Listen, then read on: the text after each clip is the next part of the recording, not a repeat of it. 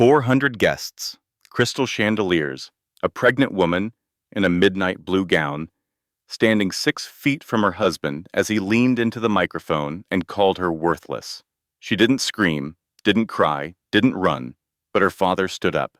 Edmund Prescott, self-made billionaire, the kind of man who never raises his voice because he doesn't need to. He walked to that podium with the calm of someone who has already decided how this ends. And what he did next, no one in that ballroom will ever forget it. But here's what Garrett didn't know. His wife had already found the credit card statements, the secret hotel charges 12 miles from their home, the forged signature worth $300,000, the file on his laptop documenting her tears to steal custody of their unborn child. He thought he married a quiet woman. He married a Prescott. And Prescott, women don't break. They transform. This is the story of a woman who was called worthless by the man who was supposed to love her most, and how she became the most valuable person in the room. Stay until the end, because the moment her father speaks at that second gala will leave you speechless. Message and lesson. This story carries a truth that every woman needs to hear. Your worth is never defined by the person standing next to you. It is defined by the person standing inside you. When someone calls you worthless, that is not a fact. That is a confession. A confession that they have nothing left to offer, and walking away from someone who diminishes you is not losing. It is the most powerful thing you will ever do. If this story touched something real inside you, leave a comment and tell me. Which moment hit you the hardest? Was it the father's speech, the mechanic who chose his daughter-in-law over his own son, or the letter she wrote to her unborn baby? Share this with a woman who needs to hear it today. Someone who has been made to feel small. Someone who forgot how strong she is. And if you haven't already, hit that subscribe button and turn on notifications so you never miss a story like this one. Every week, we bring you stories about women who rise. Make sure you're here for the next one. Say that again. Edmund Prescott's voice cut through the ballroom like a blade wrapped in velvet. The champagne flutes stopped clinking.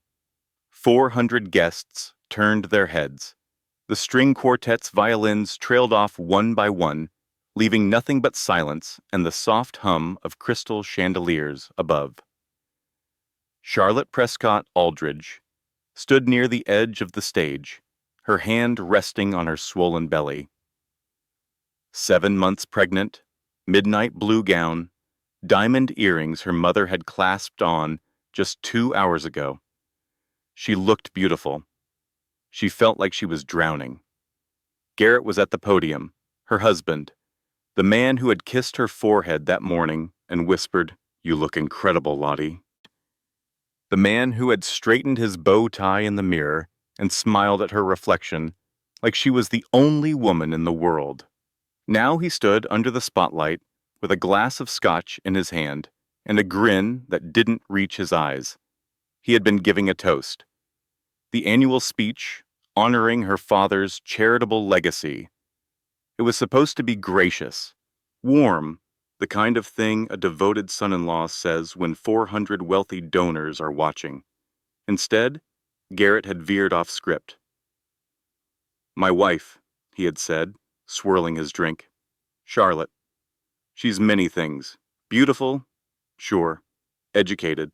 Absolutely. But let's be honest here tonight. Among friends." He paused, chuckled. "Without her daddy's money, she'd be worthless." The word landed like a slap. Not a gasp, something worse, silence.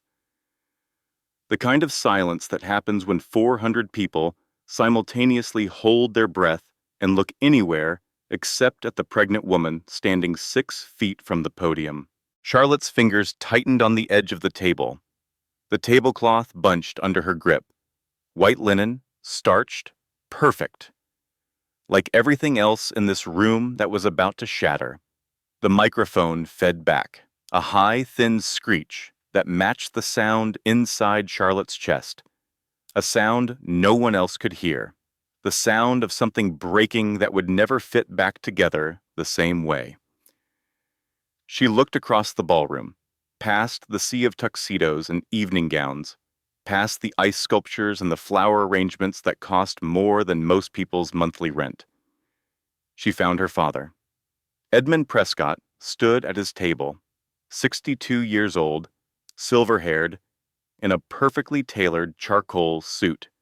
He hadn't moved, hadn't flinched. His napkin was still folded on his lap. His water glass was still in his right hand. He was looking at Garrett the way a man looks at something he's already decided to remove from existence. That stillness. Charlotte knew it well. Edmund Prescott only went still when he was about to dismantle something completely. When other men raised their voices, Edmund lowered his. When other men rushed forward, Edmund went quiet. She had watched him do it in boardrooms, watched him do it when a business partner tried to cheat him out of $12 million, watched him go perfectly, terrifyingly still, and then make one move that ended everything. He set down his water glass, smoothed his tie, stood. The room tracked him like a single organism. Edmund walked toward the podium. He didn't rush. Every step was measured, deliberate. The sound of his leather shoes on the marble floor was the only sound in the entire ballroom. Click, click, click. Garrett's grin faltered, just slightly, just enough. Edmund reached the stage, climbed the 3 steps, stood beside his son-in-law. He was 2 inches shorter than Garrett, but somehow took up twice the space. He reached out and gently, almost tenderly, took the microphone from Garrett's hand, the way you take scissors from a child, not angry, just certain. "My son-in-law," Edmund said, and his voice was warm, conversational, as if they were chatting over coffee. "My son-in-law calls my daughter worthless."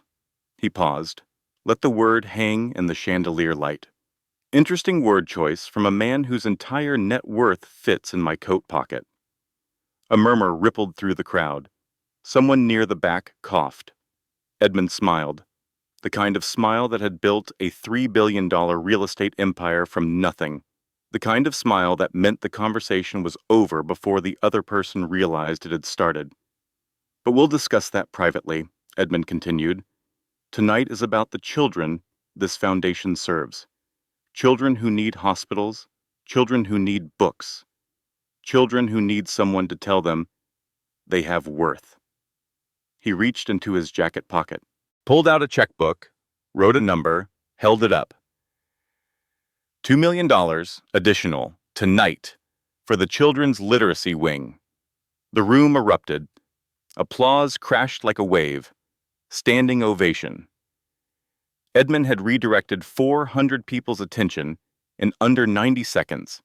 He handed the microphone to the event coordinator, nodded once, and walked back to his table. Garrett stood on the stage alone, blinking. The applause wasn't for him. The spotlight wasn't on him anymore.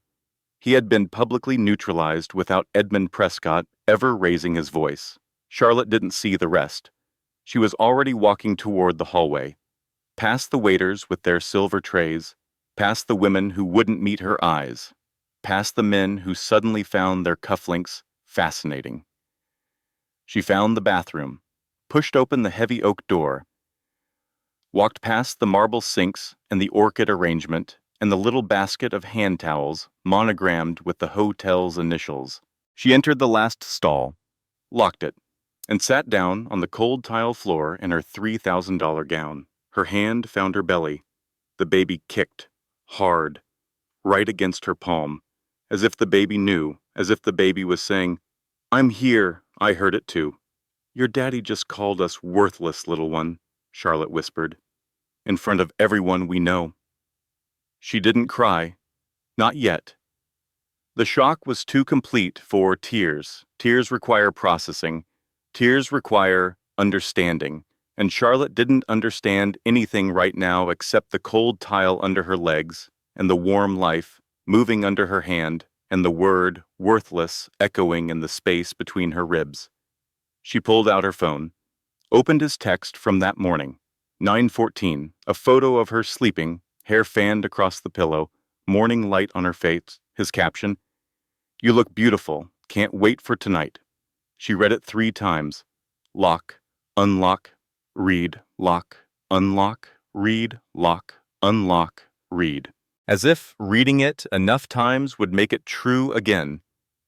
As if the man who sent that text and the man at the podium were 2 different people, and she just had to find the one she married. The baby kicked again. Charlotte closed her eyes, pressed her back against the stall wall, breathed. 3 minutes passed. Maybe 5. Time does strange things when your world fractures. She stood, smoothed her gown, wiped her face even though there was nothing to wipe, unlocked the stall, washed her hands because that's what you do, checked her reflection, same face, same earrings, same woman who walked into this gala believing her husband loved her. She stepped into the hallway and froze, 20 feet away, near the coat check, Garrett. His back was to her. His hand was on the lower back of a woman Charlotte had never seen before, a blonde in a red dress, young, laughing at something he said. Garrett leaned in close, too close, his lips near her ear. They didn't see Charlotte, but Charlotte saw everything. The hand on the lower back, the lean, the laugh, the intimacy of the gesture, the kind of touch that doesn't happen between colleagues, the kind of touch that has history behind it. Repetition. Comfort. Charlotte's heart hammered against her ribs. The baby went still, as if sensing the surge of adrenaline. She stepped backward, quietly, into the shadow of the hallway. Watched for 3 more seconds, 4, 5. Then she turned and walked away. Her heels made no sound on the carpet. The car ride home was 12 minutes of silence, broken only by the soft hiss of tires on wet pavement. It had started raining. Of course it had. The universe has a terrible sense of timing. Garrett drove. He was drunk, but not drunk enough to slur, just drunk enough to be reckless. Charlotte sat in the passenger seat, with her hands folded over her belly. The leather seat was cold against her back. The windshield wipers beat a rhythm that sounded like the word she couldn't stop hearing. Worthless, worthless, worthless. "You're quiet," Garrett said. Charlotte stared at the rain streaking across her window. Each droplet caught the streetlight and turned gold for a second before sliding away. "It was a joke, Lottie."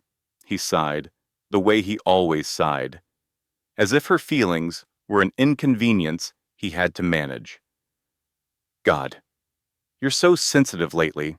The hormones are making you—" Who was she? Not a question, a statement. Charlotte's voice was flat and calm in a way that surprised them both. Garrett's hands tightened on the steering wheel, just slightly, just enough. "Who was who?" "The blonde. Red dress, your hand on her back by the coat check." A beat of silence. The wipers swept left, right left. "She's nobody," Garrett said. "A colleague from the firm. Sloan something. We were just talking about a deal. You were whispering in her ear. Charlotte." He said her full name. He only used her full name when he was about to make her feel crazy. "I was talking in a loud hallway at a loud event. That's how people talk in loud places. Can we not do this tonight? You're 7 months pregnant. You should be resting, not interrogating me over nothing." His phone buzzed in the cup holder between them. The screen lit up. Charlotte saw the notification before Garrett flipped the phone face down. 1 word of the name, just 1 letter, really. S. "Your phone?" Charlotte said. "Work email. I'll check it later." They pulled into the driveway of their brownstone. The house she had bought with her trust fund. The house Garrett called ours when friends visited and yours when they argued. He killed the engine, sat for a moment, then reached over and squeezed her hand. I'm sorry about the speech. Too much scotch. I'll call your dad tomorrow and apologize. Okay? His hand was warm. His eyes were soft. He looked exactly like the man she married. And that was the most terrifying part, because the man she married wouldn't have said that word. The man she married wouldn't have touched another woman's back like that. The man she married didn't exist. Maybe never had. Okay, Charlotte said. Because that's what she always said. They went inside. Garrett disappeared into the guest room. His choice lately. He said he didn't want to disturb her sleep with his snoring.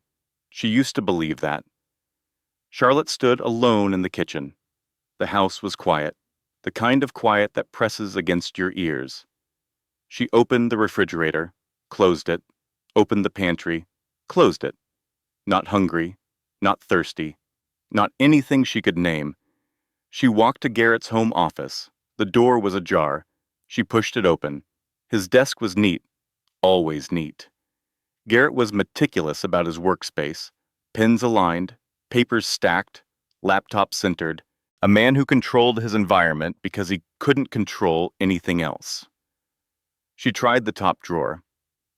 Unlocked pens, sticky notes, a spare phone charger. She tried the second drawer. Locked. Charlotte went to the hallway closet, found his jacket from tonight. The pocket yielded a small brass key. She'd never seen it before. How long had this drawer been locked? How long had she not noticed?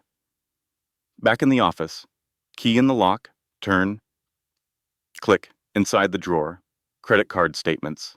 Not the card they shared, a different card, one she'd never seen. Charlotte carried the papers to the kitchen table and spread them under the overhead light.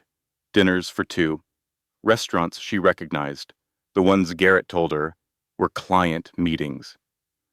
Osteria, Sophia, Le Bernardin, Café Bel-Air. Every entry for 2 covers.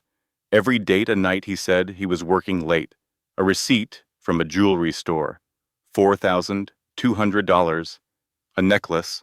Charlotte touched her bare throat. She had never received a necklace. A hotel charge. The Langham. December 14th. The night Garrett said he had flown to Boston for a conference. Charlotte pulled up the hotel's address on her phone. 12 miles from their house. He hadn't gone to Boston. He had gone 12 miles and lied about 300. Her knees buckled. She grabbed the edge of the kitchen table, lowered herself into a chair. The credit card statements blurred in front of her eyes. I'm not crazy. I know what I saw tonight. And now I know what I've been missing for months. Maybe longer. The signs were there. The late nights. The new cologne. The way he angled his phone away from me. The way he stopped reaching for me in bed. I'm not crazy. I was just trusting him. The baby shifted inside her, a slow roll, left to right, as if turning away from the truth, too. Charlotte picked up her phone. 1:17 in the morning. She dialed Margot. 1 ring, 2 rings. Click. Lottie? Margot's voice was groggy, but alert. Best friends answer at 1 in the morning. That's the rule. That's the unspoken contract that separates best friends from everyone else. I found something, Charlotte said. She was surprised by how steady her voice was. Credit card statements. A hotel 12 miles from here on a night he said he was in Boston. Dinners for 2 at every restaurant he told me was a client meeting.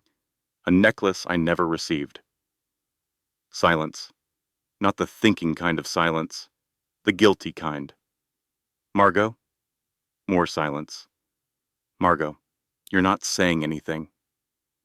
She heard Margot inhale. A long, shaking breath. The kind of breath you take before you confess something that will ruin everything. I didn't know for sure, Lottie, Margot's voice cracked, but I saw them, together, 3 months ago, at Café Bel-Air. They were at a corner table, his hand on hers. He didn't see me.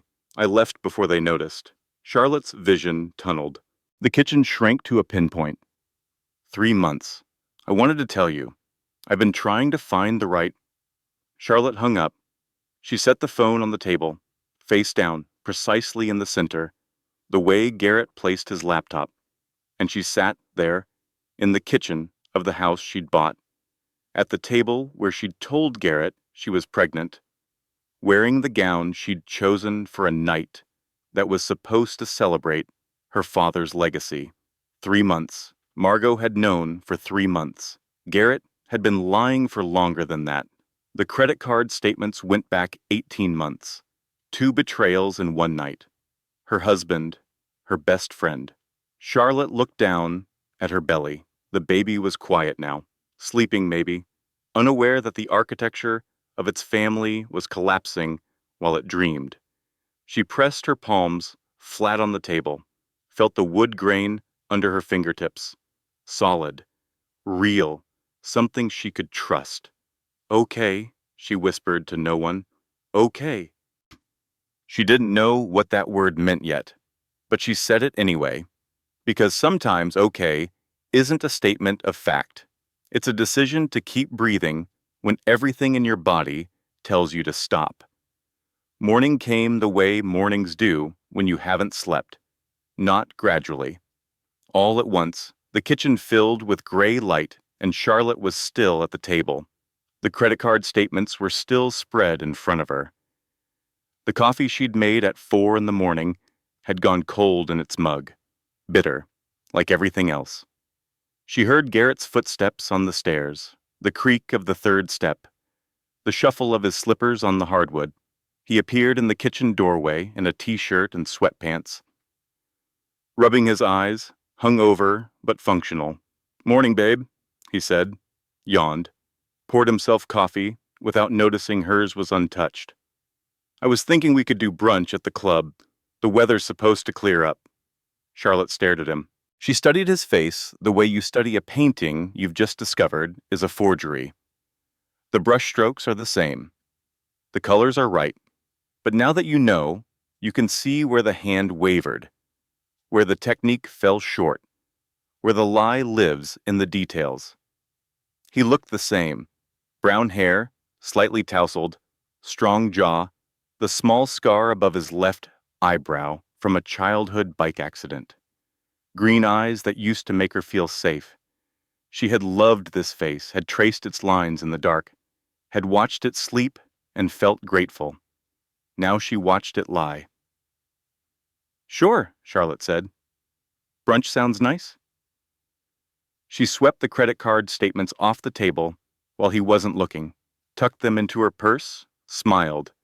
Garrett kissed the top of her head on his way to the shower, his lips on her hair. A habit, muscle memory, not love. She knew the difference now. While the shower ran, Charlotte sat on the bed she'd made at 5 that morning. Hospital corners, sheets pulled tight, duvet smoothed until every wrinkle was gone. She'd spent 20 minutes on it, adjusting, perfecting, folding the edges with a precision that would make a drill sergeant proud. If the bed was perfect, maybe everything else could be too. It couldn't. She knew that. But she made the bed anyway, because that's what you do when the world falls apart. You find one small thing you can control. You make it perfect. And you pretend, just for a moment, that perfection is enough. She drove to her parents' estate after brunch. Garrett didn't ask where she was going. He never did anymore. The Prescott estate sat on 14 acres in Greenwich, Connecticut. Stone walls, iron gates, a half-mile driveway lined with maple trees that turned gold in October. Charlotte had grown up here, had ridden her bicycle down this driveway, had fallen and scraped her knee on this gravel, and run crying to her father, who picked her up and said, "Prescotts fall down, sweetheart, then they get up." She parked in the circular drive and let herself in through the kitchen door. The house smelled like fresh bread. Vivian's doing. Her mother baked when she was worried. Sourdough today. That meant she was very worried. Charlotte found Edmund in his study. The room hadn't changed in 30 years. Mahogany desk, Built-in bookshelves, floor to ceiling, a leather chair that had molded to Edmund's shape over decades of late-night reading, the grandfather clock in the corner ticking its steady, patient rhythm. Edmund was reading. He looked up when she entered, set down his glasses, said nothing. He already knew why she was there. Charlotte sat in the leather chair opposite his desk, the one she'd sat in since she was 5 years old. Her feet used to dangle. Now they touched the floor, but the feeling was the same. Safety. The smell of old books and pipe tobacco. Edmund had quit smoking 15 years ago, but the leather never forgot. She placed the credit card statements on his desk. Edmund put his glasses back on. Read each one, slowly, methodically, the way he read contracts, the way he read anything that mattered. He didn't speak, didn't react. His face was stone. When he finished, he folded his glasses, set them on the desk, aligned them with the edge, a habit Charlotte had inherited. The need for order when everything is chaos. "What do you want to do?" Edmund said. Not what he would do, not what she should do, what she wanted to do. This was how Edmund raised her, to make her own choices, to own her own decisions. He never swooped in, never fixed things without permission. He gave her the tools and the space, and then he waited, even now. Even when every fatherly instinct must have been screaming at him to destroy Garrett Aldridge with a single phone call. "I don't know yet," Charlotte said. Edmund nodded. "Take your time." The grandfather clock ticked. Talekt, ticked. Outside, the gardener's shears clipped the hedges. A normal sound. A safe sound. Charlotte closed her eyes and let herself be 5 years old again, just for a minute. The chair held her. The room held her. The ticking clock counted seconds that didn't hurt. "He's been cheating on me," she said. "At least 18 months, maybe longer." "I know," Edmund said quietly. Charlotte opened her eyes. "You know?" "I suspected.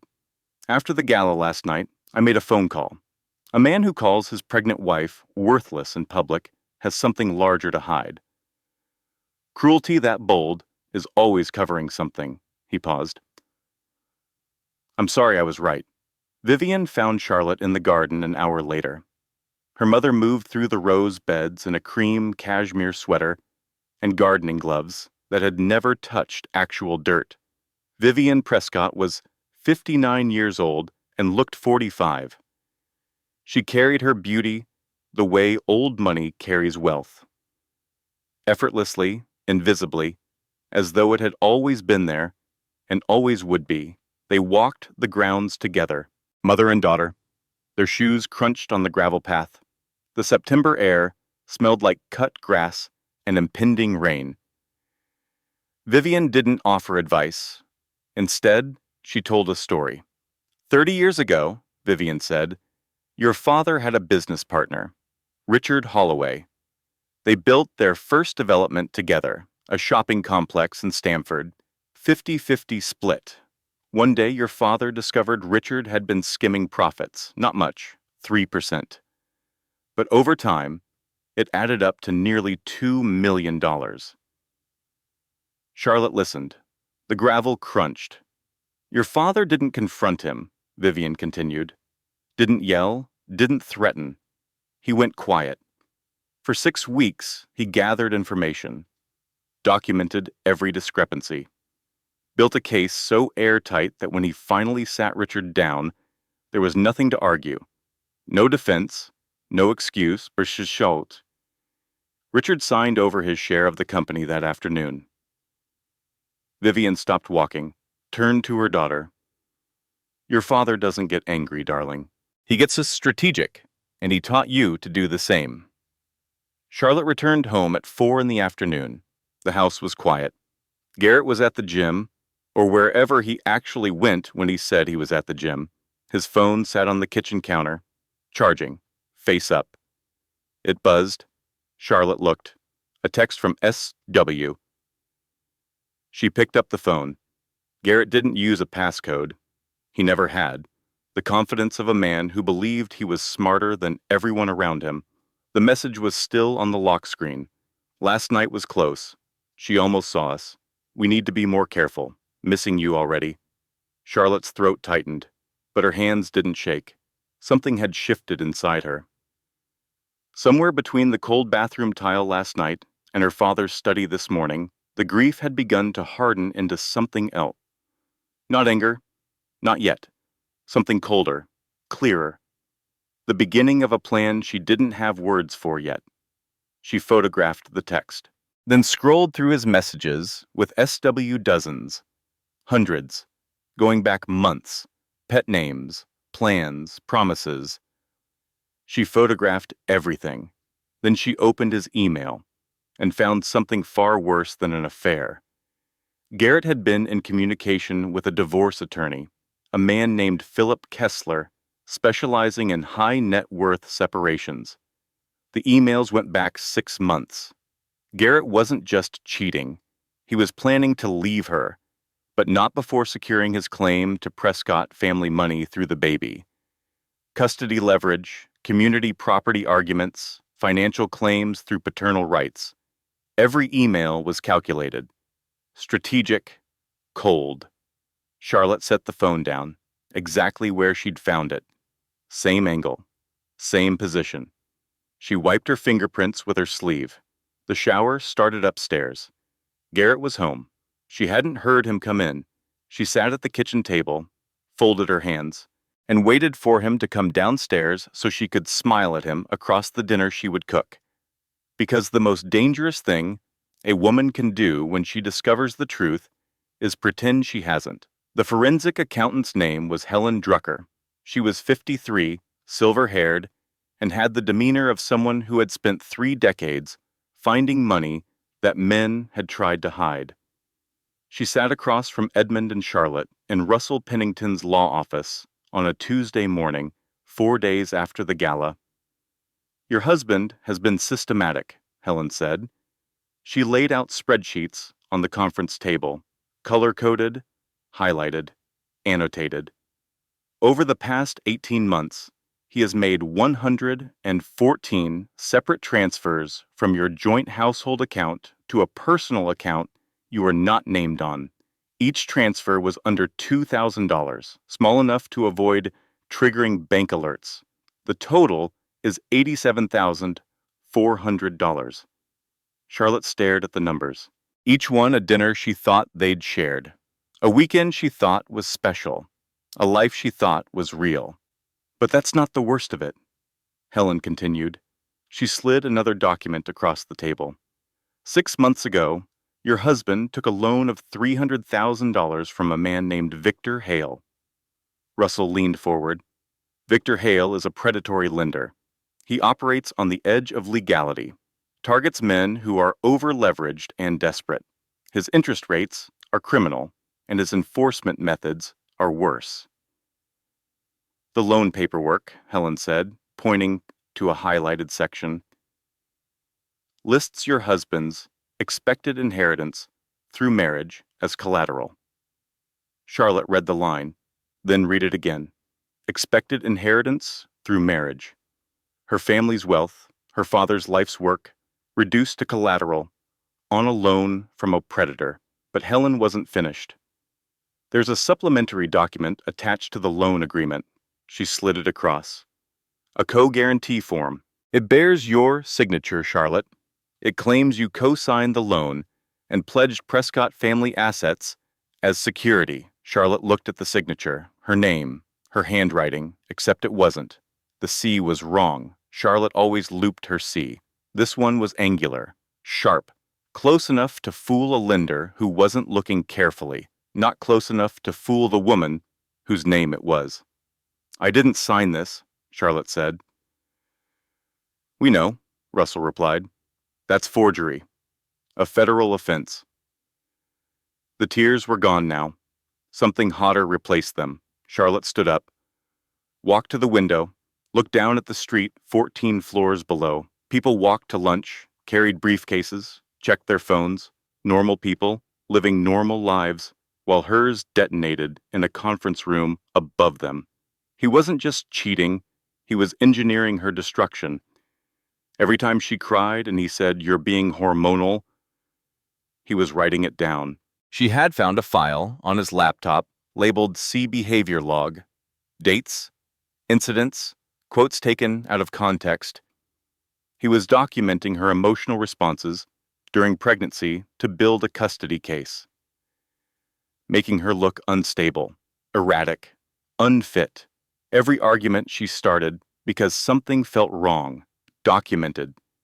Every night she couldn't sleep and wandered the house, noted. Every time she asked him where he'd been and he called her paranoid, recorded. He was making her look crazy, and she'd been helping him do it. "What do we do?" Charlotte said. Not a question, a command. Edmund, who had been silent throughout the presentation, put on his reading glasses, reviewed every document one more time. Then he took out his phone and made 3 calls. The first was to Russell. Prepare everything: divorce filing, asset protection, criminal referral. The second was to the forensic accountant. I want a complete trace on Victor Hale's organization, every entity, every connection. The third he took in another room. Charlotte didn't hear it. When he returned, his expression hadn't changed, but something in his eyes had sharpened. The look of a man who had identified a problem and already designed the solution. "He made one mistake, sweetheart," Edmund said. "He forgot whose daughter you are." That evening, Charlotte called Douglas Aldridge, Garrett's father. The conversation she dreaded most. Douglas picked up on the second ring. His voice was rough. Working-class Ohio, a man who had spent 40 years under the hoods of other people's cars. Charlotte had always liked him. He was kind in a way that was simple and real. He sent birthday cards that arrived on time. He asked about the baby with genuine excitement. He called Charlotte sweetheart and meant it. "I'm calling to ask you something," Charlotte said. "And I need you to be honest with me, Douglas." "Always, sweetheart." "Did you know about Garrett and the woman from his office?" A pause, long, heavy. She heard him set something down, a coffee mug maybe, or a wrench. "I didn't know it had gone this far," Douglas said. His voice cracked on the last word. "He brought a girl to the shop last spring, introduced her as a friend, Sloane. Pretty girl, young. The way she looked at him, I recognized it. His mother used to look at other men the same way when she thought I wasn't watching." He cleared his throat. "I raised him better than this, Charlotte. Or I thought I did. His mother leaving when he was 9. But it broke something in him, but that's an explanation. It's not an excuse, and I want you to know that." Charlotte gripped the phone. Her throat ached. "I'm so sorry," Douglas said. "I'm so sorry my son did this to you. I deserved better than this. My baby deserves better than this." The thought came clear and unbidden, not as a question, not as a hope, as a fact, simple and bright and unshakable. She thanked Douglas, hung up, sat in the quiet of her living room, and made a decision. She wouldn't confront Garrett, not yet, not until everything was in place. Instead, she would become the wife he expected, warm, compliant, unsuspecting. She would watch him relax, watch him think he'd won, study his patterns. When he left, where he went, what he said, who he texted. She smiled at him across the dinner table that night, asked about his day, laughed at his joke about a coworker, passed him the bread basket with both hands, and the whole time she was memorizing him. Not as a wife memorizes a husband, as a detective memorizes a suspect. The tells, the lies, the micro-expressions that gave him away. Because that's what he was now, not her husband, not her partner, her opponent.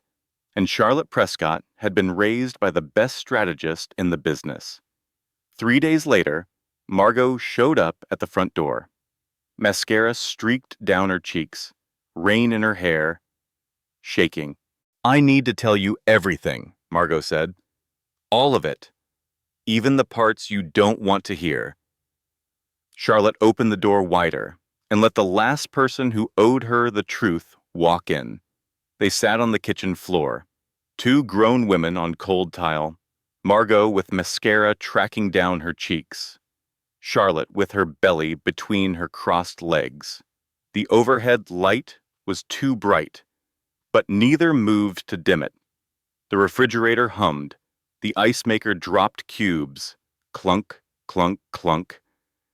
The mundane percussion of a life still running while everything inside it burned. "Start from the beginning," Charlotte said. Margot wiped her nose with her sleeve, a gesture too human for her usual polished exterior. Margot Calloway planned galas and gallery openings for a living. She wore silk blouses and spoke in carefully constructed sentences. She did not sit on kitchen floors with ruined makeup. But grief, Charlotte was learning, strips away everything decorative and leaves you with what's underneath. 3 months ago, Margot said, Café Bel-Air. I was meeting a client for lunch. I got there early, sat at the bar, and I saw them. Garrett and Sloane, at a corner table, near the window, his hand on hers, not on top, threaded through, fingers interlaced. The way you hold someone you've held before. Charlotte's jaw tightened. She said nothing. "I froze, Chez," Margot continued. "I just sat there with my menu and watched." They were laughing. He leaned over and pushed her hair behind her ear, and she looked at him the way you used to look at him, at the beginning, when you still believed. "What did you do?" "I left before they saw me, walked 3 blocks, threw up in an alley behind a dry cleaner, went home, sat in my car for an hour, and then I did nothing." The word nothing landed heavy on the kitchen tile between them. "He came to see me the next day," Margot said. "At my office. He was calm, charming. He said he knew I'd seen them. He said it was ending. It was a mistake. Charlotte was fragile with the pregnancy, and the stress of knowing would be dangerous for the baby. He begged me not to tell. He said he'd end it that week." "And you believed him?" "I wanted to believe him, because the alternative was destroying you, and I kept telling myself, 1 more week. I'll wait 1 more week and see if he ends it. And then another week, and another. 3 months of weeks, Lottie. 3 months of watching you at brunch and baby showers and knowing. Sitting across from you at dinner parties and knowing. Hugging you goodbye and knowing." Margot's voice broke. "I was a coward. I chose the easy path and called it protecting you, but I was protecting myself. From the look on your face right now. This look. The one that tells me you'll never fully trust me again." Charlotte stared at the tile grout between her knees. A thin gray line. Imperfect. Cracked in places. "You're right," Charlotte said. "I don't know if I'll trust you the way I did. Maybe not ever. But I need to know everything. Not for the marriage. For the fight." Margot looked up. "The fight? He's not just cheating, Margot. He's planning to take my money, my reputation, and my baby. And I need to know everything about Sloane Whitfield before I can stop him." Something shifted in Margot's eyes. The guilt didn't leave, but it made room for something else. Purpose. Direction.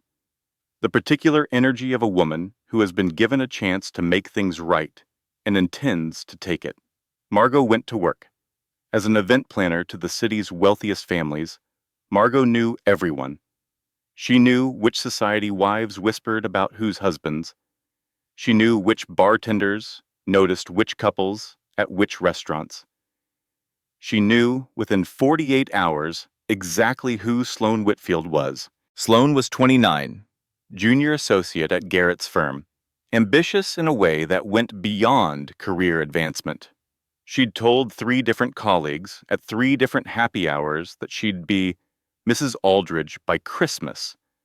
She'd been posting photos from restaurants Garrett took her to, never showing his face, always angled to show the champagne, the flowers, the view, a curated gallery of someone else's husband. She had no idea about the Prescott fortune's actual structure.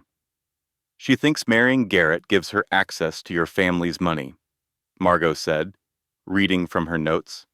She doesn't understand trusts, doesn't understand that the Prescott assets are held in an irrevocable family trust that Garrett has no claim to.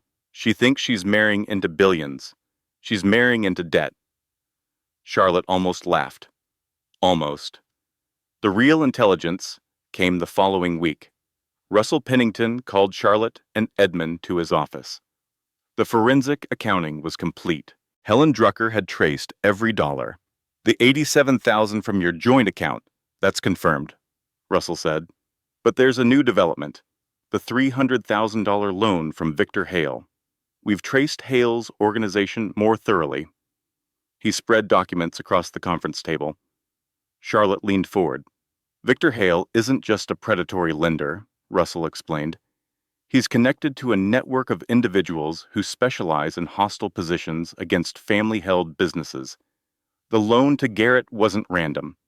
Hale targeted him specifically because of the Prescott connection. Edmund's expression didn't change, but his hand stopped halfway to his coffee cup. Hale's strategy, Russell continued, is to lend to men who are over-leveraged and married into wealth. When they default, and they always default, Hale uses the forged co-guarantee documents to pursue claims against the family assets. He's done this 7 times in the past decade. 3 cases settled quietly. 4 are still in litigation. Charlotte processed this. Garrett wasn't just a cheating husband. He was a mark, a tool in someone else's scheme.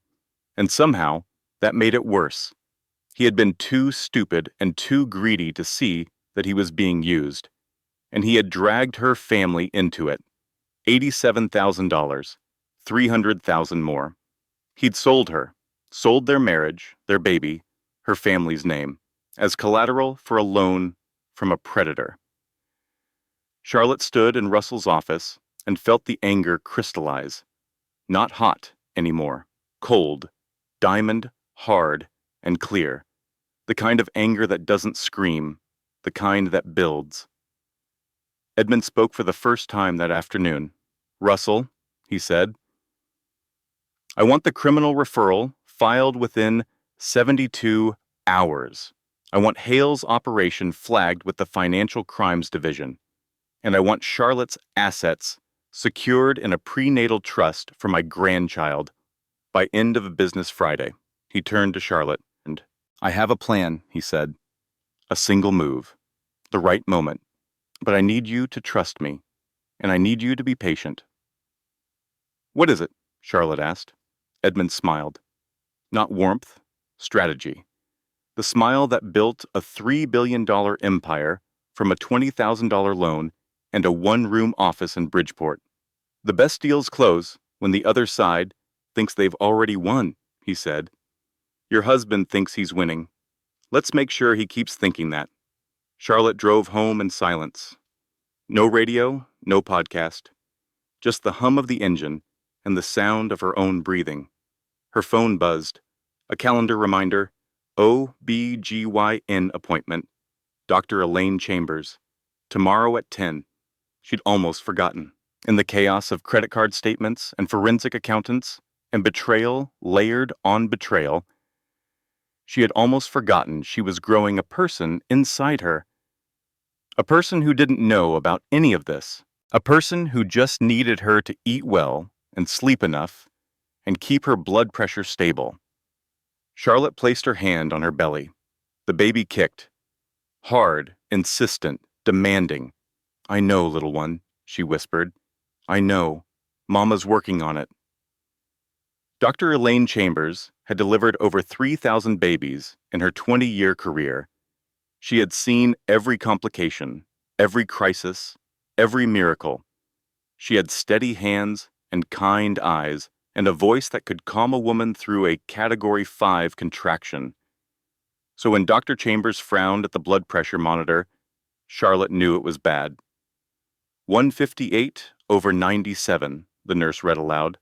Dr. Chambers removed the cuff, folded her hands, looked at Charlotte with an expression that combined professional concern with something more personal. She had been Charlotte's doctor for 3 pregnancies, 2 miscarriages, and now this one. The baby they'd finally held on to. The baby Charlotte had spent 2 years trying for. "Charlotte," Dr. Chambers said, "your blood pressure is dangerously elevated. At 7 months, this is a significant risk factor for preeclampsia. If this continues, we're looking at early delivery, possible complications for both you and the baby." Charlotte gripped the paper-covered exam table. The paper crinkled under her fingers. "What do I need to do?" "Whatever is causing stress in your life, and I can see that something is, your body is keeping score. Stress hormones cross the placental barrier. Your baby feels what you feel. I need you to remove the source of your stress, or I'll be delivering this baby 2 months early in a surgical suite." Garrett was in the waiting room. He had insisted on coming, playing the part. When Dr. Chambers delivered the news, he performed concern flawlessly, held Charlotte's hand, asked about monitoring schedules, used words like "we" and "our baby" and "whatever it takes." In the car, his phone rang. He answered it in front of her. "Hey, yeah, no, I'm with Charlotte. Doctor's appointment. No, everything's fine." He laughed at something the caller said. "Tonight, maybe. Let me see." He hung up, noticed Charlotte watching. "Work," he said. "Client dinner. I might need to go out later." Charlotte looked out the window. The city slid past in a blur of concrete and glass and people who had no idea. The hardest part isn't what he's doing. It's watching him pretend to care. The performance is worse than the betrayal, because the betrayal is honest, in its own sick way. The performance is just another lie on top of a mountain of lies. And I'm supposed to sit here and smile. Modified bed rest. That was the prescription. Reduce activity. Reduce stress. Rest. As if rest were possible when your husband was stealing your money, forging your name, sleeping with another woman, and planning to take your baby. But Charlotte rested, because the baby needed her to. 3 days later, 11 at night. Garrett said he was working late. Charlotte was alone in the house. She walked through the dark hallway to the nursery. The room smelled like fresh paint, pale yellow walls, a white crib with a mobile silver stars, a rocking chair by the window, the one she'd found at an antique shop in Vermont and had reupholstered in cream linen, a stuffed elephant on the changing table, gray, soft. She'd bought it the day of the positive test, the day she finally, after 2 years and 2 losses, saw 2 lines. She lowered herself into the rocking chair. It creaked under her weight. The sound of it, rhythmic, old, filled the nursery like a lullaby. "I wanted you to have everything I had," she whispered to her belly. 2 parents who loved each other. Sunday breakfast with pancakes shaped like animals. A dad who carries you on his shoulders at the county fair. Her voice cracked. "I'm sorry, little one. I'm sorry I chose wrong. I'm sorry I wasn't enough to make him." She stopped, pressed her lips together, breathed through her nose. "No." She said it aloud, firm. "No, that's his voice talking, not mine. I didn't choose wrong because I loved someone. He chose wrong because he didn't. I am enough. I have always been enough. He's the one who isn't." The rocking chair creaked. The mobile turned slowly in a draft from the vent, silver stars catching the moonlight. Charlotte didn't move. She sat in that chair for a long time, an hour, maybe 2. Her phone sat on the changing table, beside the stuffed elephant, its screen dark. She didn't pick it up. Didn't search anything, didn't look for answers she already had. She just sat and rocked and breathed and let the nursery hold her the way her father's study had held her, the way safe places do when the world outside them is falling apart. At 2 in the morning, something woke her, a tightening across her abdomen. Low and deep, she gasped, gripped the arms of the rocking chair. Another tightening, stronger. Contractions. Charlotte fumbled for her phone, called Garrett. Ring, ring, ring. Voicemail. Hey, this is Garrett. Leave a message. She called again. Voicemail. Again, voicemail. She called Edmund. He answered before the first ring finished. Daddy? She hadn't called him that in years. Something's happening. Contractions. I can't reach Garrett. I'm on my way. Call Dr. Chambers. I'll be there in 20 minutes. Edmund and Vivian arrived in 18. They drove Charlotte to the hospital. The leather seats of Edmund's car, the smell of his cologne, Vivian's hand on hers in the back seat, squeezing in rhythm with the contractions. Breathe, darling. In and out. You're doing fine. Dr. Chambers met them in the labor ward. Monitors. An IV. The baby's heartbeat on the screen. Fast, steady, alive. Charlotte watched it flicker and felt something she hadn't felt in weeks. Gratitude. Raw, uncomplicated gratitude for the sound of that heartbeat. Braxton Hicks, doctors, Chambers said after 40 minutes of monitoring. Not true labor, but your blood pressure spiked to 162. Charlotte, I'm not going to sugarcoat this. Whatever is happening in your life needs to stop today. Your body cannot sustain this level of stress and maintain this pregnancy safely. Charlotte nodded. She was too tired to speak. Vivian sat beside the hospital bed and brushed Charlotte's hair. Long, slow strokes, the way she had when Charlotte was 7 and had the flu, when Charlotte was 12 and came home crying because a girl at school called her a spoiled brat, when Charlotte was 22 and failed her first job interview. Neither of them spoke. The heart monitor beeped. 2 hearts, Charlotte's and the baby's, steady, strong, despite everything. Those 2 hearts kept beating. In the hallway, Edmund made a phone call. His voice was low, but Charlotte heard one sentence through the cracked door. Move the timeline up, Russell. I want everything ready within 2 weeks. Garrett arrived at the hospital at 3:45 in the morning. His hair was damp. His shirt was buttoned wrong. The second button in the third hole. He smelled like something sweet and sharp. Jasmine. Charlotte recognized it without trying. Sloane's perfume. She had smelled it on his collar before. Had told herself it was the dry cleaner's fabric softener. Babe, I'm so sorry. He rushed to her bedside, took her hand. His eyes were wide, worried. Perfectly performed. My phone died. I was at the office, and my charger broke, and... It's okay, Charlotte said. She let him hold her hand, let him press his lips to her forehead, let him believe she bought it. The jasmine lingered between them like a ghost.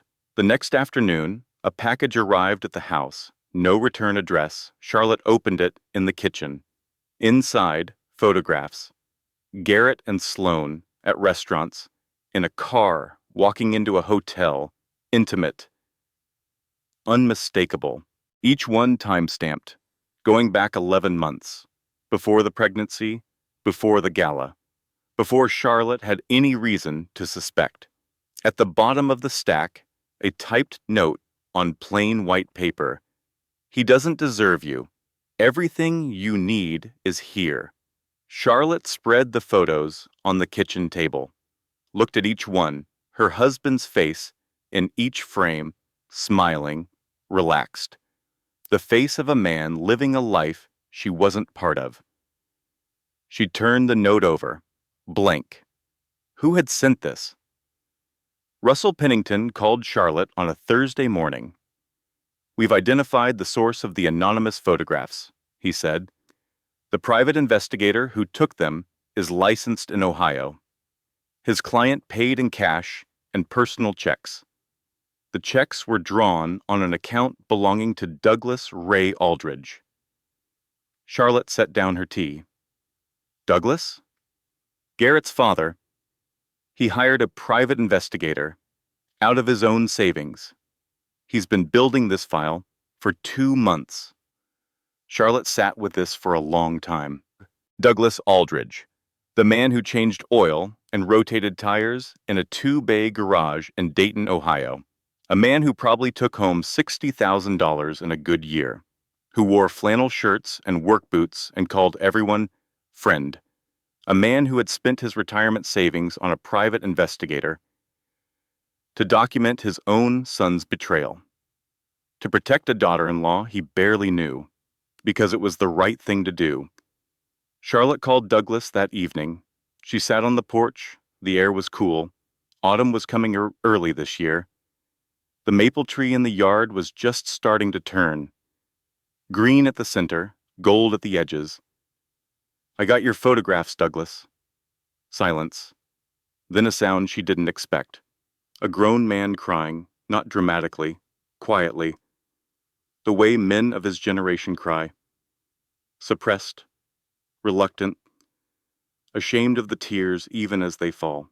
"I raised him better than this," Douglas said. "Or I thought I did. His mother left when he was 9, walked out on a Tuesday morning. Said she was going to the store and never came back. I raised that boy alone. Worked doubles to keep the lights on. Drove him to every practice. Sat in the front row at every game." He paused, blew his nose. "When he brought that girl to my shop last spring and introduced her as a friend, I knew. I looked at him and I saw his mother. The same lies, the same selfishness, the same ability to look someone they love straight in the eye and betray them. Douglas, I hired the investigator in July. Used the money I'd been saving for a new engine hoist. Don't need a new hoist. I needed my conscience clear." His voice steadied. "If you need me to testify, I will. In court, under oath, against my own son, for my grandchild." Charlotte pressed her palm to her chest. Her heart beat against it. Strong, steady. "Thank you, Douglas," she said. "You didn't have to do this." "Yes, I did. Someone had to be the man my son refused to be." The next morning, Charlotte did something she hadn't done in months. She opened her closet. Not to get dressed, to excavate. She started sorting, pile by pile, hanger by hanger. The designer dresses Garrett liked her to wear. Too tight across the chest, too short for comfort, chosen for how they made him look, not how they made her feel. Donate. The strapless black number he bought for his firm's Christmas party. "You need to show some skin, Lottie. These are important people. Donate." The silk blouse that cost $800 and made her feel like she was wearing someone else's body. Donate. The flat shoes he called frumpy. Keep. The oversized sweater her mother gave her that Garrett said made her look like a college student. Keep. The jeans he said made her look like someone's mother. She looked down at her belly. She was going to be someone's mother. That wasn't an insult. That was the most important thing she'd ever do. Keep, keep, keep. By the time she finished, 3 garbage bags sat by the door for donation. Her closet was half empty, but for the first time, everything in it belonged to her. That afternoon, Charlotte went to the Prescott Foundation office. She hadn't been there in months. Garrett hadn't wanted her working during the pregnancy. "You should be resting, Lottie. The foundation can survive without you." Another way to isolate her. Another way to make her small. The office was on the 12th floor of a glass tower downtown. Edmund had given the foundation its own space, separate from his real estate business, because he believed charity should stand on its own. Charlotte had helped design the interior. Open floor plan, natural light, a wall of children's artwork from the literacy programs she'd built. Bennett Cross met her in the lobby. Edmund's protege, 36, quiet eyes. The kind of man who entered a room without changing its energy. Not because he lacked presence, but because his presence was calm rather than demanding. He ran the foundation's daily operations and had been doing it well in Charlotte's absence. Charlotte, he smiled, warm, not performative. Your father said you might come by. The literacy report is on your desk. He handed her a coffee without being asked. Almond milk, 1 sugar. He remembered. Such a small thing. But after months of Garrett not remembering her coffee order, not caring enough to notice, the gesture hit Charlotte somewhere deep. For what it's worth, Bennett said as they walked to her office, your father talks about you like you hung the moon, and based on the literacy numbers from last year, I think he might be right. Charlotte sat at her desk, opened the reports, numbers, budgets, impact assessments. 3,200 children served through the literacy program she'd designed. 12 new library partnerships, a 91% participant satisfaction rate. She wasn't worthless. She had never been worthless. The word was so small, so fragile. It crumbled under the weight of 3,200 children who could read because of her. 2 days later, Edmund summoned Charlotte to his study. Everything was ready. Russell had prepared the legal documents, the divorce filing, the asset protection orders, the criminal referral for forgery and fraud, the forensic accounting report, Douglas Aldridge's photographs, Charlotte's screenshots of Garrett's texts and emails. But Edmund had one more piece of information. The forged co-guarantee on Victor Hale's loan, Russell said. We've had it analyzed by 2 independent handwriting experts. Both confirm it's not Charlotte's signature. Both are prepared to testify. The federal prosecutor's office has accepted the referral. Garrett is looking at forgery charges. Minimum 2 years. Suddenly, Charlotte absorbed this. Her husband could go to prison, the father of her unborn child. Are you sure? She asked Edmund. Not asking for permission, asking for certainty. Sweetheart, Edmund said, he forged your name. He stole your money. He used your pregnancy to manipulate you. He put your life and the baby's life at risk. He brought a predatory lender to our family's doorstep. Certainty isn't the question. The question is timing. He leaned forward. There will be one final event. The Foundation's emergency fundraiser for children's hospitals. 2 weeks from Saturday, every important person in the city will attend, and that is where Garrett Aldridge will learn the price of calling my daughter worthless. Charlotte looked at her father, at his steady eyes, his folded hands, the grandfather clock ticking behind him. Okay, she said. And this time, the word meant something. Charlotte spent the next 2 weeks becoming the woman Garrett thought she was, quiet, grateful, obedient. She cooked his favorite meals, rubbed his shoulders when he came home, laughed at his jokes, complimented his tie. Each kindness was a brick in a wall he couldn't see. Each smile was a lock on a door he didn't know was closing. Behind the scenes, everything moved with precision. Russell filed the divorce papers, sealed by the court, not yet served. Charlotte moved her personal assets into a prenatal trust for the baby, supervised by Russell and co-signed by Edmund. The trust was ironclad. Garrett would have no claim. The forensic accountant froze the joint accounts and flagged the unauthorized transfers. Garrett's access was restricted, but not severed. Enough to notice something was wrong, not enough to trace it back to Charlotte. The criminal complaint moved through the federal prosecutor's office. Forgery, fraud Wire fraud related to the loan documentation. A U.S. Marshal was assigned to serve the papers.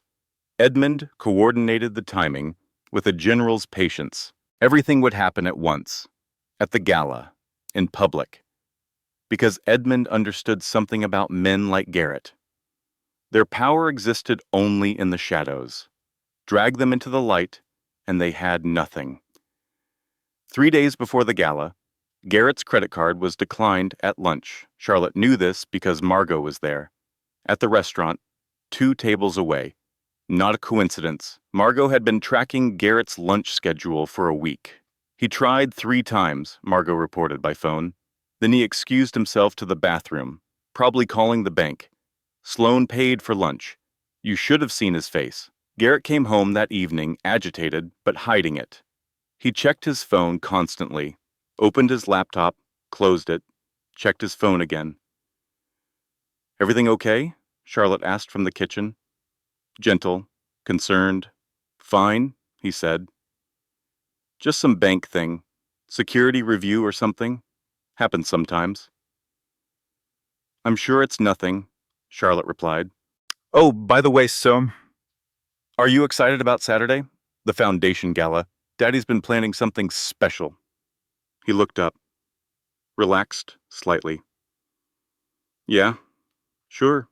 Should be a good night." Charlotte dried a dish, set it in the cabinet, aligned it with the others, and smiled. The night before the gala, Charlotte stood in front of her bathroom mirror. 8 months pregnant now, the final stretch. Dark circles under her eyes that no concealer could hide. Hair she hadn't styled properly in weeks. Hands that were slightly swollen. Feet that ached by noon. She looked at herself, really looked, not through Garrett's eyes. The eyes that saw a body to control, a fortune to steal, a woman to diminish, not through society's eyes. The eyes that measured worth in dress size and dinner party performance, through her own eyes. "There you are," she whispered to her reflection. "I've been looking for you." The woman in the mirror didn't look worthless. She looked tired. She looked fierce. She looked like someone who had walked through fire and discovered she was fireproof. She went to the nursery, sat in the rocking chair, took out a sheet of stationery and a pen. Not a text, not an email, a letter, in ink, on paper, because some things need to be written by hand. The pen scratched against the paper. The nursery was quiet. Moonlight came through the curtains and painted stripes across the carpet. Charlotte's handwriting was steady, clear. "Dear little one," she wrote, "by the time you read this, you'll know the story, or some version of it. The version I tell you will leave out the worst parts and keep the best ones. Here's what I want you to know right now, before you arrive, before everything changes again." She wrote 3 pages, about strength, about worth, about the difference between being loved and being owned, about Prescott women and what they're made of. She folded the letter into 3 parts, tucked it into the pocket of the stuffed elephant on the changing table, the gray one, the soft one, the one she bought the day she saw 2 lines. "Someday," she whispered, "I'll read this to you, and you'll know your mama was brave, even when she didn't feel brave, especially then." Gala morning, Charlotte stood in her bedroom, 3 dresses laid on the bed. 2 were Garrett's choices. Designer, tight, low cut, chosen to display her like a trophy. The 3rd was the one she and Vivian had picked together last week. Cream-colored, floor-length, empire waist that draped over her belly like flowing water. Elegant, powerful. Hers. She chose the cream. Vivian arrived to help her dress. She clasped a diamond necklace around Charlotte's neck. A cascade of small stones that caught the light like captured starlight. "This was my mother's," Vivian said. "She wore it the day she told your grandfather she was leaving him for your real grandfather, the man she actually loved. The man who deserved her." Vivian met Charlotte's eyes in the mirror. Prescott women don't break, Charlotte. We transform. Charlotte arrived at the Grand Regent Hotel at 6:45. The ballroom was already filling. 600 guests tonight, larger than the usual annual gala. Edmund had expanded the invitation list. He wanted witnesses. The room was magnificent. Crystal chandeliers, white roses on every table, a string quartet playing Vivaldi. The same ballroom where, 4 weeks ago, Garrett had called her worthless. Charlotte walked in with her head high and her hand on her belly. The baby kicked, once, twice, as if to say, I'm ready to. Edmund was already there. Silver suit, navy tie, standing near the podium, reviewing notes with the event coordinator. He looked up when Charlotte and Shore entered. Their eyes met across the room. He nodded. Just once. Just slightly. Russell Pennington sat at the head table, looking like any other guest, except for the thin leather briefcase at his feet and the phone in his hand, open to a contact labeled Eubs Marshall Stevens. Margot was near the bar, dressed in black, watching the entrance, and in the kitchen, through the service door, a man in a dark suit waited.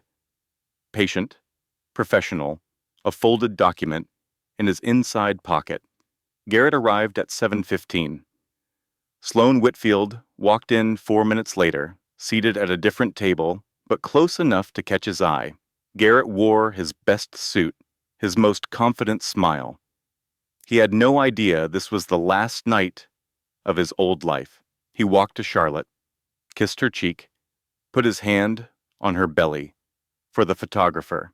You look amazing, Lottie, he said, and for once it sounded almost sincere, as if some part of him, buried deep beneath the lies and the schemes and the forged signatures, remembered what it felt like to actually love her.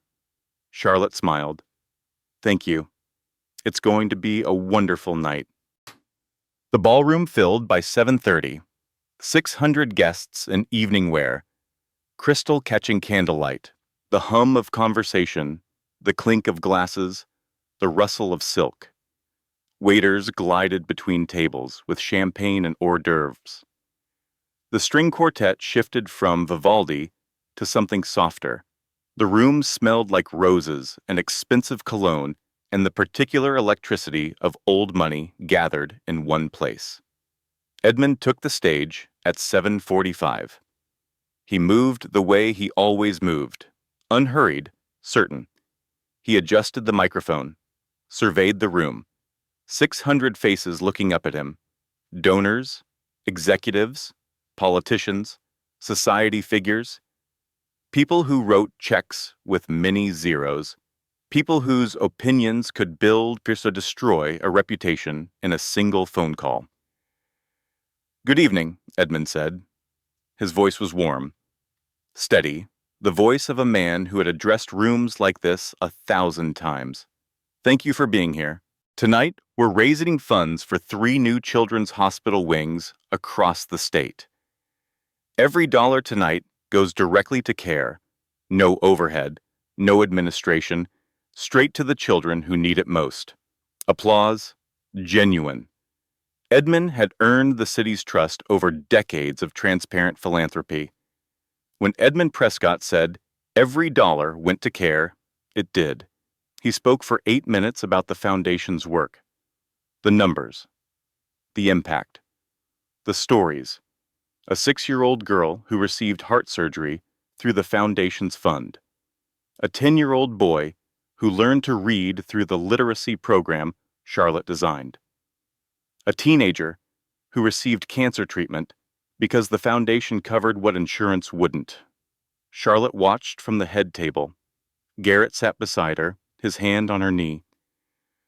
Proprietary, not affectionate, the hand of a man who owns something and wants others to know.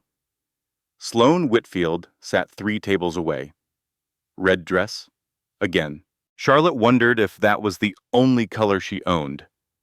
Edmund paused, set down his notes, removed his reading glasses, folded them, placed them in his breast pocket. The room noticed. Edmund Prescott, going off script, was like watching a surgeon put down the scalpel. It meant something unexpected was about to happen. Before we continue, Edmund said, I'd like to share something personal. The murmur quieted. 600 people leaned in. Most of you know my daughter, Charlotte. Some of you have known her since she was a child. You've watched her grow up. You've watched her build the Foundation's literacy program from scratch. You've watched her raise nearly $500,000 in independent fundraising last year alone. Charlotte's breath caught. She hadn't expected this. Not yet. Not like this.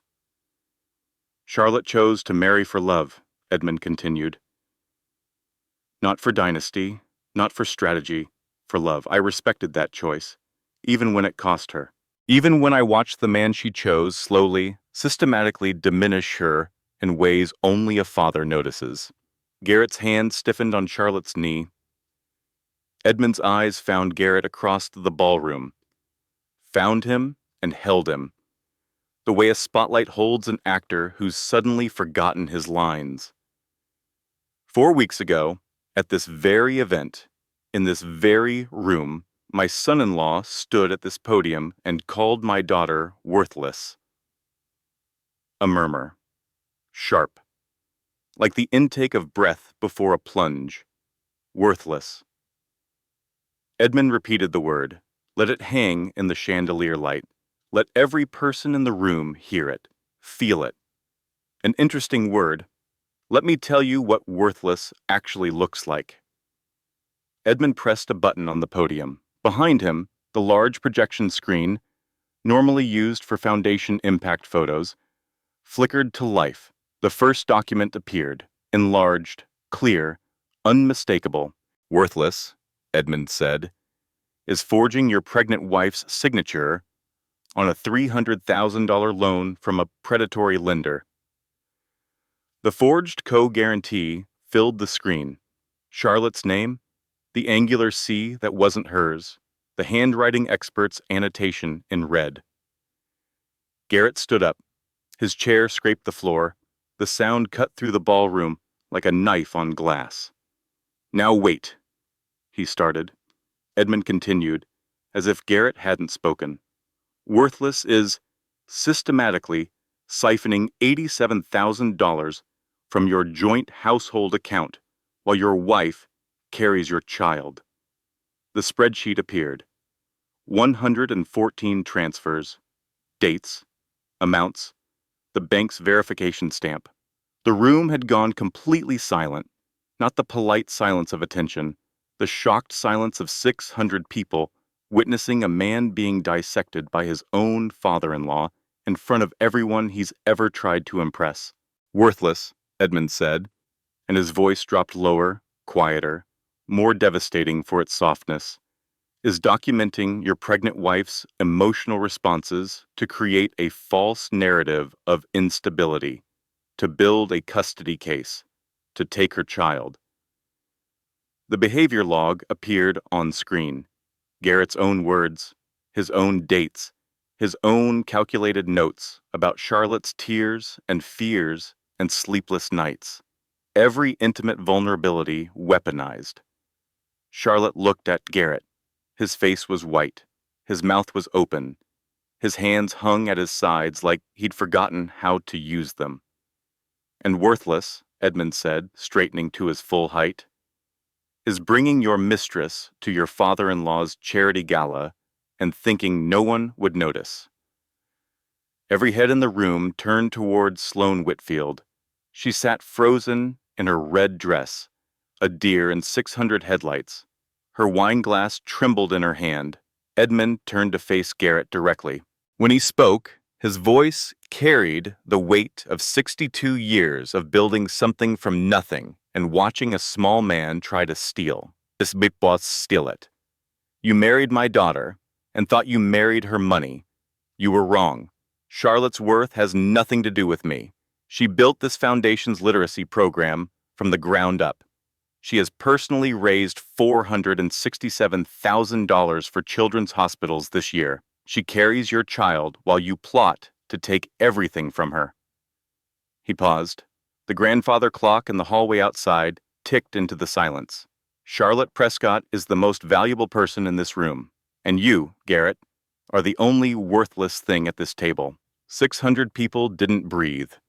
Garrett looked wildly around the room, searching for an ally, a sympathetic face, someone, anyone, who might believe him. He found nothing but the reflected light of his own exposure. He straightened his tie, a reflex. The gesture of a man who has lost everything and reaches for the only thing he can still control. "This is... You can't just..." Garrett sputtered. The service door opened. The man in the dark suit stepped forward. "Garrett Michael Aldridge?" The voice was professional, calm, final. Garrett turned. "I'm United States Marshal David Stevens. I'm serving you with a petition for divorce, a temporary restraining order, and a federal summons to appear before the district court on charges of forgery and wire fraud." The marshal handed him the documents. Garrett took them. His hands shook so badly, the papers rattled. The ballroom remained silent. 600 people watched a man's life collapse in real time, watched the papers tremble in his hands, watched the color drain from his face in stages, pink to white to gray. Charlotte sat at the table. She didn't stand, didn't speak, didn't gloat. She placed both hands on her belly and felt her daughter kick. Strong and steady, as if the baby knew. Across the room, Sloane Whitfield was moving toward the exit. Fast, head down, red dress vanishing through the crowd.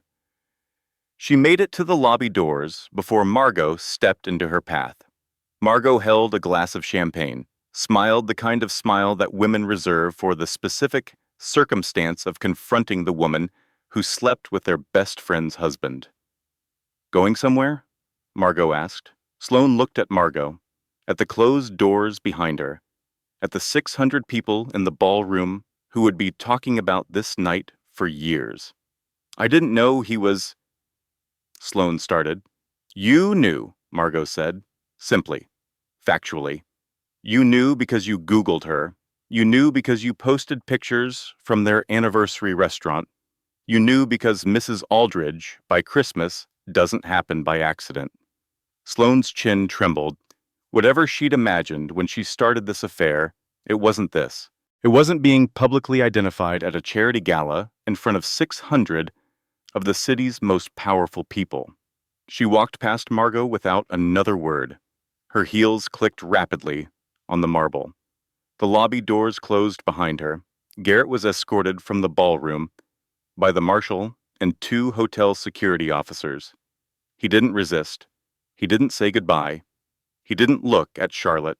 He walked out with the papers in his hand and the weight of 600 stares on his back. The doors closed. Edmund returned to the microphone. "My apologies for the interruption," he said, and he smiled, the real smile, the warm one. "Now, where were we?" "Ah, yes, children's hospitals." The gala continued, because Edmund Prescott didn't let anyone, especially not Garrett Aldridge, ruin an evening dedicated to sick children. The band played, the champagne flowed, and the donations poured in. The highest total in the foundation's 20-year history, $2.7 million. Everyone in the room wanted to write a check for the man who had just shown them what a real father looks like. Charlotte stepped outside at 9:30. The terrace overlooked the city lights. The air was cool and clean after the suffocating heat of the ballroom. She breathed, really breathed, the kind of breath that fills your lungs so completely it aches. Footsteps behind her. She turned. Bennett Cross stood in the terrace doorway. He held a glass of water, not champagne, water. "Thought you might need this," he said. Held it out. Charlotte took it. Drank. Felt the cold water trace a line down her chest. "Are you okay?" Bennett asked. Charlotte looked at the city, at the lights stretching to the horizon, at the dark spaces between them, at the sky above, where 3 stars were visible, despite the light pollution. "You know what's strange?" she said. "I thought I'd feel triumphant. I thought I'd feel vindicated. But I just feel—" She searched for the word. "Free." Bennett nodded. He didn't try to fill the silence, didn't offer wisdom or comfort or a shoulder. He just stood beside her and let the word breathe. "I think I'm going to be okay," Charlotte said, and for the first time in months, she believed it. 1 week later, Charlotte sat on the porch of her brownstone. The air had turned. October now. The maple in the yard was fully gold. Leaves drifted down like slow-motion confetti, settling on the walkway in patterns that looked almost intentional, as if the tree were decorating for something. Garrett was gone. Not metaphorically, physically, legally, completely gone. He'd been removed from the house by court order within 24 hours of the gala. His belongings, the suits, the watches, the cologne that smelled like someone else's story, had been packed by a moving service and sent to a storage unit.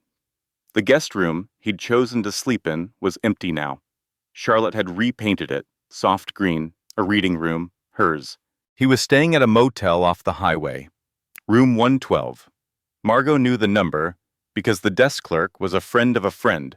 Sloane had broken it off the morning after the gala, packed her things, and transferred to a branch office in another state. Turned out, Mrs. Aldridge, by Christmas, had a different timeline when Mrs. Aldridge didn't come with billions attached. Garrett's firm had terminated him within 48 hours of the fraud charges becoming public. Financial services companies don't keep employees who forge signatures. It's bad for the brand. Victor Hale's operation was under investigation by the Financial Crimes Division. Russell had forwarded the forensic accounting to the federal prosecutor. 7 other families, 7 other forged documents. Garrett was the thread that unraveled the whole thing. The prosecutors were grateful. This didn't help Garrett. Charlotte sipped her tea. Decaf now, doctor's orders. She watched the leaves fall and felt something she hadn't felt in months, maybe years. Nothing. Not sadness, not anger, not relief, just nothing. The kind of nothing that comes after a storm. The eerie, gentle stillness when the wind dies and the rain stops, and the world is just wet and quiet and clean. The doorbell rang. Charlotte set down her tea and opened the door. Douglas Aldridge stood on her porch. He wore a clean flannel shirt. The nicest one he owned, she guessed. His work boots were polished. He held a Tupperware container in one hand and a folded bundle in the other. "I drove 16 hours, he said. Might have gotten a speeding ticket in Pennsylvania. Haven't checked." Charlotte opened the door wider. "Come in, Douglas." He stepped inside, looked around the brownstone as if seeing it for the first time. He probably was. Garrett hadn't invited his father often. Douglas didn't fit the image Garrett was constructing. They sat at the kitchen table. Douglas placed the Tupperware between them. "Chicken soup," he said. "My mother's recipe. She made it every time something went wrong. When my wife left, when the shop flooded, when Garrett broke his arm at Little League." He paused. "Figured this qualifies." Charlotte opened the container. The smell hit her immediately. Rich, warm. The kind of smell that doesn't come from a recipe so much as from a history, from a woman standing at a stove, from decades of ordinary kindness repeated until it becomes extraordinary. "And this," Douglas said, unfolding the bundle. A baby blanket, cream-colored, hand-knitted, slightly uneven in places, soft from years of storage and careful washing. "My mother made this for her first grandchild," Douglas said. "She died before she got to meet one. I've been keeping it in a cedar chest for 20 years. It was always meant for this baby. Garrett doesn't get to ruin that too." Charlotte held the blanket, pressed it to her face. It smelled like cedar and wool and a grandmother she would never meet, but somehow, through this blanket, already knew. "Thank you, Douglas," she whispered. "You don't need to thank me," he said. "You need to know that there's at least one Aldridge who turned out decent, and your baby is going to know that too." On Saturday, Margot came over. They sat on the porch with decaf coffee and a box of pastries from the Italian bakery on 7th Street. The kind with custard inside and powdered sugar that gets on your fingers and your shirt and somehow your left eyebrow. They didn't talk about Garrett for the first 20 minutes. They talked about Margot's sister's dog, who had eaten an entire sofa cushion. They talked about the new Thai restaurant that allegedly gave someone's husband food poisoning. They talked about nothing, and it was the best conversation Charlotte had in months. Then the silence came, the natural one, the one that settles between two people who have something real to discuss and are gathering the courage. "I'm not going to pretend it didn't happen," Charlotte said. "What you did. The 3 months." Margot nodded. She set down her coffee. Her hands were steady, but her eyes were not. "I know. I understand why you did it. I even believe you thought you were protecting me. But understanding isn't the same as trusting. And trust is going to take time. I know that too. I'm not ready to call you my best friend again. Not yet. But I'm ready to call you my friend. And I'm ready to see if we can build from there." Margot's eyes filled. She blinked rapidly, pressed her lips together, nodded. They didn't hug, but Charlotte pushed the pastry box toward Margot, and Margot took one. And they sat on the porch in the October sun and ate pastries with powdered sugar on their fingers. That was enough for now. People ask me if I'm angry. I was. God, I was furious. The kind of fury that doesn't sleep and doesn't eat and replays every lie on a loop at 3 in the morning. But anger is exhausting, and I have a baby to grow, so I chose to be strategic instead. Turns out, clarity is more powerful than rage. Rage makes you swing wild. Clarity makes you aim. Monday morning, the Prescott Foundation office. Charlotte at her desk by 8:30. The literacy report needed review. The hospital wing proposals needed signatures. The quarterly donor newsletter needed editing. Normal work, important work. The kind of work that reminds you that your hands were made for building, not for ringing. Bennett knocked on her open door at 10 with a cup of tea. Almond milk, 1 sugar. "The Children's Hospital Board wants to name the new wing," he said. "They're asking for your input." "The Prescott family wing," Charlotte said without hesitation. "Not the Edmund Prescott wing." "No, family. Because that's what it's about. Not one person. The whole family. Including the newest member." She rested her hand on her belly. Bennett smiled. He lingered for a moment in the doorway. Not awkwardly. Comfortably. The way someone lingers when they enjoy where they are. "For what it's worth," he said, "I think worthless is the last word anyone in this city would use to describe you, especially after Saturday night." Charlotte looked up. His eyes were warm, unguarded. He wasn't performing, wasn't strategizing, wasn't trying to impress. He was just a man standing in a doorway, telling a woman something true. "Thank you, Bennett," she said. He nodded, turned to leave, then stopped. "The donor newsletter," he said. "You misspelled rehabilitation on page 3. 2 B's." Charlotte laughed. A real laugh. The first one in so long that the sound surprised her. It came from somewhere deep and honest, and it shook loose something that had been lodged in her chest for months. "I'll fix it," she said. "I already did," Bennett replied, and walked away.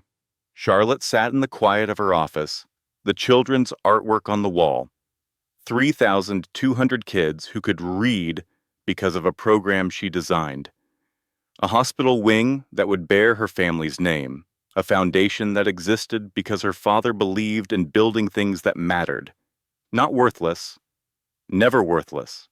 The word dissolved like sugar in water. Present for a moment, gone the next, leaving only sweetness behind. Wednesday evening, late. Charlotte drove home from the foundation office. The city was doing that thing it does in early October, the light going golden an hour before sunset, painting everything in warm amber. The buildings looked like they were glowing from inside. She passed the Grand Regent Hotel, the place where it started, the place where it ended. She glanced at it through the car window, the same stone facade, the same brass doors, the same awning with the hotel's name in gold script. She didn't flinch, didn't look away, didn't feel the familiar tightening in her chest. She just saw a building, a place where something happened. Not a prison, not a monument to her worst moment, just a building. She kept driving. The woman who walked into that gala 4 weeks ago wouldn't recognize the woman driving past it now. Same face, same name, same diamond earrings her mother clasped on that terrible night. But a different spine, straighter, stronger, made of something that hadn't existed before and couldn't be broken now. At home, Charlotte went to the nursery. The moon was coming up. Fat, full, silver, it poured through the window and made the pale yellow walls glow like candlelight. She sat in the rocking chair. The creak, the rhythm, the smell of fresh paint and baby lotion. She pulled the stuffed elephant from the changing table and held it in her lap, felt the folded letter in its pocket. She took the letter out, unfolded it, and read it aloud. Not for herself, for the baby, dear little one. Her voice was steady, clear. By the time you read this, you'll know the story. Some of it, anyway. The version I'll tell you leaves out the worst parts and keeps the best ones. That's not dishonesty. That's motherhood. Choosing which truths to share and which ones to carry alone. The baby shifted, rolled, settled deeper into her pelvis, as if leaning in to listen. Here's what I want you to know. Your mother was called worthless by the man who was supposed to love her most, and instead of believing him, she became the most valuable person in her own story. The rocking chair creaked, the mobile turned, silver stars catching moonlight. You come from strong women, little one. Your grandmother Vivian, who wears pearls like armor and never once let a man define her. Your great-grandmother, who walked away from a bad marriage with nothing but a diamond necklace and the courage to start over. And me, your mama, who sat on a bathroom floor at a gala and decided that the word of one weak man would not be the word that defined her. Charlotte paused, touched the blanket Douglas had brought, cream-colored, hand-knitted, 20 years of waiting folded into soft wool. You also come from a good man, not your father, your grandfather Douglas, a mechanic from Ohio who spent his retirement savings to do the right thing, who drove 16 hours to bring you a baby blanket and your great-grandmother's chicken soup. Remember that. The blood doesn't matter. The character does. She folded the letter, placed it back in the elephant's pocket. That's my wish for you, little one. Not that life won't knock you down. It will. Everyone gets knocked down. But that when it does, you remember whose daughter you are. Not because of the money, not because of the name, because of the spine. You come from women who transform. She set the elephant back on the changing table, adjusted it so it faced the crib, waiting for its owner. Welcome to the family. The grandfather clock ticked.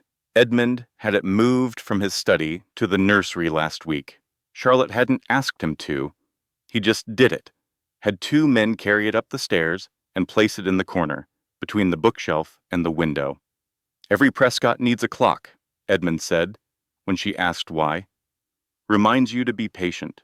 Reminds you that time passes, that the worst hours end, that the best ones are always coming. Charlotte listened to it now. The steady, reliable rhythm, tick, tick, tick, the same sound that had filled her father's study for 30 years, the sound that had counted the seconds while she sat in the leather chair as a 5-year-old, as a teenager, as a woman with a broken marriage and a baby on the way and a life that had been shattered and rebuilt into something stronger than it was before. The clock ticked. The baby kicked. Charlotte placed her hand on her belly, felt the strength there, the life, the future. Everything she had fought for, compressed into a space the size of a watermelon, getting ready to enter the world. She smiled, not the smile she'd worn for Garrett. The performance, the mask, the careful arrangement of features designed to hide the truth. This smile came from somewhere real, from somewhere that had been dormant and was waking up, from the place where worth lives, not the kind that's measured in dollars or defined by other people's words, but the kind that exists because you decided it does, because you looked at yourself in a mirror and said, "There you are," and meant it. The clock ticked, steady, patient, reliable. The baby kicked. Strong, insistent, ready. And Charlotte Prescott, never Aldridge, never again, was worth everything. This content was carefully researched, developed, and manually edited by our team to deliver meaningful stories with real emotional value and life lessons. Thank you for watching, and we will see you in the next story.